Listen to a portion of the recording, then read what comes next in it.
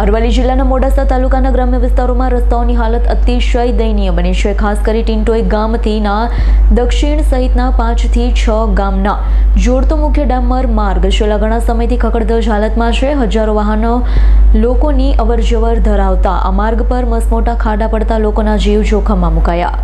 આ દ્રશ્ય છે મોડાસા તાલુકાના ટિન્ટોઈથીના દક્ષિણ તરફ જતા 5 કિલોમીટર લાંબા માર્ગના. વર્ષો પહેલા બનેલો ડામર રોડ આજે પોતાનું અસ્તિત્વ શોધી રહ્યો છે. આ રોડ પરથી દિવસ દરમિયાન હજારો નાના મોટા વાહનો પસાર થાય છે, પરંતુ રસ્તાની હાલત જ એવી છે કે અહીંથી પસાર થવું એટલે હાડકાં ખોખરા કરવા સમાન છે. ઠેર ઠેર પડેલા મસમોટા ખાડાઓના કારણે વાહન ચાલકોને અકસ્માતનો ભય સતાવી રહ્યો છે.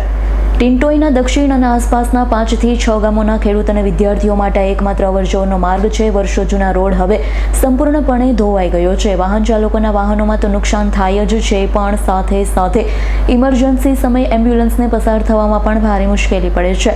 સ્થાનિકનો આક્ષેપ છે કે તંત્ર માત્ર કાગળ પર જ કામગીરી કરી રહ્યું છે. વાસ્તવિકતા કંઈક અલગ છે. વારંવારની રજૂઆત છતાં આંખ આડા કાન જોવા મળી રહ્યા છે, જેના પગલે હવે સ્થાનિકોમાં ભારે આક્રોશ જોવા મળી રહ્યો છે. બોલો. મારું નામ શામજીભાઈ ડાયાભાઈ પટેલ, મુકામ નાંદીસણ કંપાનો વતની. અમારે આ રોડ આવેલો હોય આ બાજુ ગરાદર, નાંદીસણ ગામ, નાંદીસણ કંપો, એ બધાને અમારે ટિન્ટોઈ માર્કેટમાં જવાનું ઘણું થાય. માર્કેટ અમારી ટિન્ટોઈ આવેલી, માલ સામાન લઈને જવાનું થાય. ટિન્ટોઈમાં અવર જવર દવાખાને જવાનું થાય.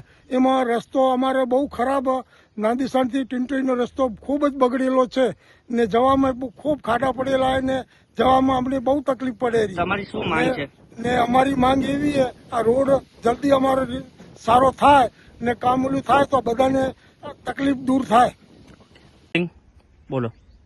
હું કેતનભાઈ શંકરભાઈ પંચાલ, ગામ નોદીસન. ટિન્ટોઈ વર્ષોથી આવજા કરું છું. નોદીસનથી ટિન્ટોઈ જવાનો રોડ, ડામર રોડ એટલી બિસ્મર હાલતમાં છે કે કંઈ વાત થાય એવી નથી. અહીંયા ટિન્ટોઈ અને નોદીસન આ સમગ્ર રોડને જોડતો આજુબાજુનો 20 થી 25 ગામ છે અને એમની મુખ્ય અવર જવર આ રોડ ઉપર છે.